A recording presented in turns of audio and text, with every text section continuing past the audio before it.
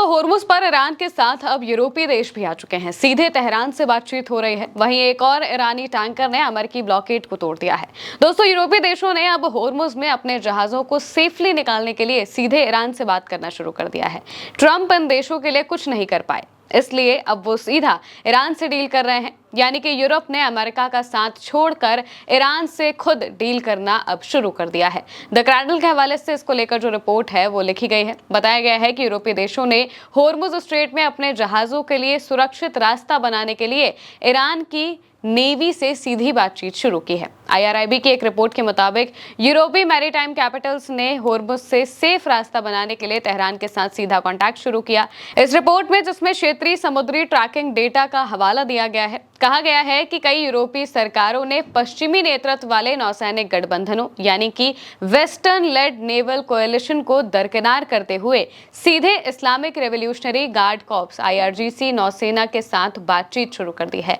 ये बदलाव इसलिए हुआ है क्योंकि पिछले कुछ समय से पश्चिमी देशों के जहाजों के लिए ये रास्ता पूरी तरह बंद था। वहीं दूसरी तरफ चीन, जापान और पाकिस्तान जैसे पूर्वी एशियाई देशों के जहाजों को बिना किसी परेशानी के आने जाने की इजाजत दी जा रही थी। हालांकि सरकारी मीडिया प्रसारण में चर्चा में शामिल विशिष्ट यूरोपीय देशों की पहचान नहीं बताई गई है, यानी कि ये नहीं बताया गया है कि वो देश कौन से हैं, लेकिन ये जरूर कहा गया है कि भाई इन्होंने सीधे ईरान से बातचीत करना जरूर शुरू किया है। इसमें बताया गया है कि बातचीत का जो मेन मोटिव है, मेन उद्देश्य है, वो है IRGC की नेवी कमांडर से ट्रांजिट की सीधे परमिशन लेना। ये कमांडर मौजूदा वक्त में इस रणनीतिक समुद्री मार्ग पर ईरानी आदेश लागू करते हैं। यूरोपीय देश अब अमेरिका के ज्यादातर दबाव वाली नीति से हटकर व्यवहारिक रास्ता अपनाते हुए दिख रहे हैं। यानी कि एक तरफ अमेरिका है, डोनाल्ड ट्रंप है, जिन्होंने ब्लॉकेड लगा कर रखा है। उनका जो प्लान है वो ये है कि हम ईरान पर जितना ज्यादा दबाव बनाएंगे, ईरान उतना ही ज्यादा कमजोर होगा, मजबूर होगा। लेकिन ऐसा हो नहीं रहा है। ये सारी चीजें अमेरिका को बैकफायर कर रही हैं। अमेरिका की वजह से ये यूरोप के देशों को भी इफेक्ट कर रही हैं। इस वजह से अब जो यूरोपियन कंट्रीज हैं, उन्होंने डोनाल्ड ट्रंप की इस वाली नीति को साइड कर दिया है कि भाई ज्यादा से ज्यादा दबाव वाली नीति से काम नहीं चल रहा है, हम सीधे बातचीत करते हैं, प्यार से बात करते हैं। ईरान वैसे भी बहुत अच्छा है, प्यार से बात करेंगे तो मान जाएगा, हमें जाने के लिए रास्ता दे देगा।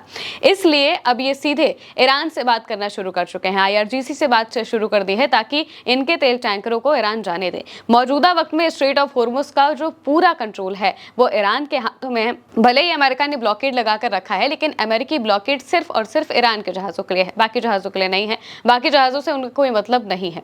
इसलिए ईरान ने जो ब्लॉकेड लगाया है वो अपने ब्लॉकेड के जरिए, अपनी नाकाबंदी के जरिए, अपने टोल लगाने के जरिए ये बताना चाहता है कि भाई आपको बातें तो हमारी ही माननी पड़ेंगी, चाहे आप कितने अमेरिका के पिछलग्गू बने रहो। अगर आप अमेरिका के साथ रहेंगे तो जाहिर सी बात है कि हम आपको जाने के लिए रास्ता भला क्यों दे।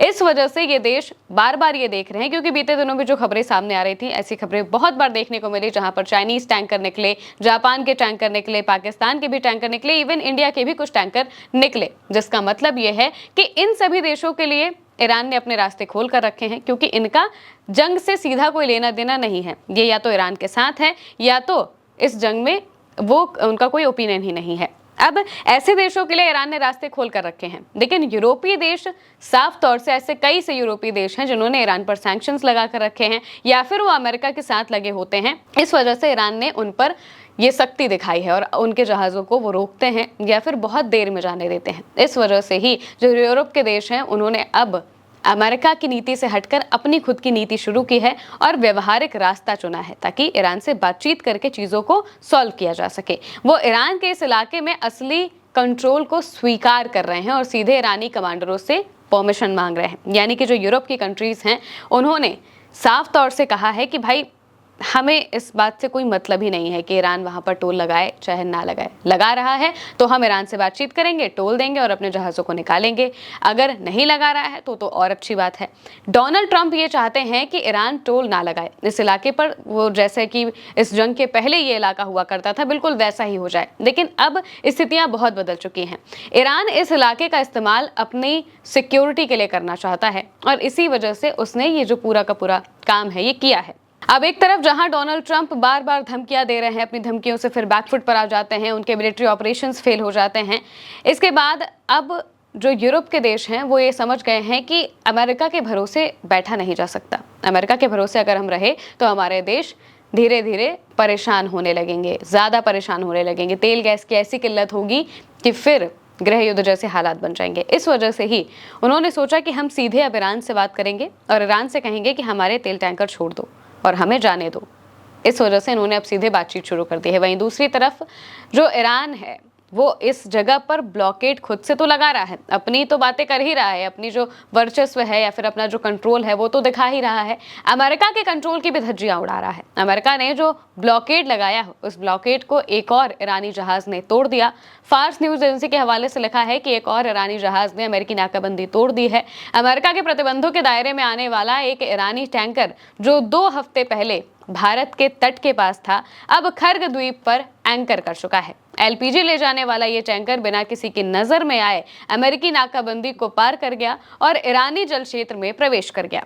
यानी कि ईरान ने साफ तौर से यहाँ पर अपना जो कंट्रोल है वो स्थापित किया हुआ है और अमेरिकी ब्लॉकेड्स की भी धज्जियां उड़ाकर रख दी हैं। एक के बाद एक ईरान के कई टैंकर यहाँ से गुजरते हैं और अमेरिका की नाक के नीचे से, अमेरिकी नेवी की नाक के नीचे से वो यहाँ से निकल जाते हैं। क्योंकि ईरान के पास शैडो टैंकर्स भी हैं तो उनका इस्तेमाल करके वो अपने तेल को मूव कर रहा है, इधर से उधर ले जा रहा है और अमेरिका कुछ नहीं कर पा रहा है। अमेरिका इस इलाके में जहाज़ों को भी नहीं निकाल पा रहा है। उन्होंने ऑपरेशन फ्रीडम शुरू किया था कि जहाज़ों को निकालने के लिए, लेकिन वो भी फेल हो गया, जो ये बता रहा है कि कैसे अमेरिका के लिए सारी चीज़ें अब और मुश्किल होती जा रही हैं। उन्हें पता चला कि अब हमें हमला करना होगा तो जो अरब देश हैं उन्होंने मना कर दिया। अरब देशों ने कहा कि भाई अगर आप ईरान पर हमला करोगे तो हमारे लिए मुसीबत हो जाएगी, ईरान हम पर पलटवार कर देगा, इसलिए आप हमला मत करिए। डोनाल्ड ट्रंप को आखिर रुकना पड़ा, झुकना पड़ा, क्योंकि इन देशों ने साथ देने से मना कर दिया था। कहा था कि अगर आप हमला करेंगे तो हम आपका साथ नहीं दे पाएंगे क्योंकि फिर ईरान हम पर हमला करेगा। इस वजह से यहाँ पर भी डोनाल्ड ट्रंप का, अमेरिका का एक और मिलिट्री ऑपरेशन फेल हो जाता है और अब तो यूरोप के देश भी पूरी तरह से अमेरिका से दूर होते हुए दिखाई दे रहे हैं। जाहिर सी बात है कि किसी कंट्री का नाम ना आए, इस वजह से नाम नहीं बताया गया है उन देशों का, लेकिन अब उन्होंने बातचीत शुरू कर दी है, जिसका मतलब यही है कि वो अपने जहाज़ों को ईरान के कंट्रोल से निकालना चाहते हैं और ये साफ तौर से मान रहे हैं कि इस इलाके पर ईरान का कंट्रोल है और ईरान की जो IRGC है उससे परमिशन मांगना शुरू कर दिया है। इसी बीच में पूरे पर्शियन गल्फ के लिए जो PGSA है वो लॉन्च हो चुका है, Persian gulf straight authority. PGSA और IRGC ये दोनों ही मिलकर पूरे होर्मुज और पर्शियन गल्फ के इलाके को कंट्रोल कर रही है और इनके जरिए ही अब आगे की जो चीज़ें हैं वो की जानी है, जिसका मतलब ये है कि अब अमेरिका के लिए मुसीबत और ज़्यादा बढ़ने वाली है। अगर उन्होंने ईरान के साथ जल्दी डील नहीं की तो दिक्कत उन्हें ही होगी, क्योंकि ईरान तो साफ तौर से बैठा हुआ है इस इंतज़ार में कि भाई आओ डील करो या फिर हमला करो। हमला करोगे, हमले का जवाब भी उसी हिसाब से मिलेगा, और डील करोगे तो अच्छी बात है, सबके लिए अच्छा होगा। डोनाल्ड ट्रंप जो चाहते हैं वो हो नहीं पा रहा है और इस वजह से वो इतने ज़्यादा परेशान हो चुके हैं कि धमकियां देने के अलावा उनके पास कोई काम अब नहीं बचा है। फिलहाल के लिए मेरी यानी महिमा के साथ इस खबर में इतना ही। आप देखते रहिए उल्टा चश्मा न्यूज़।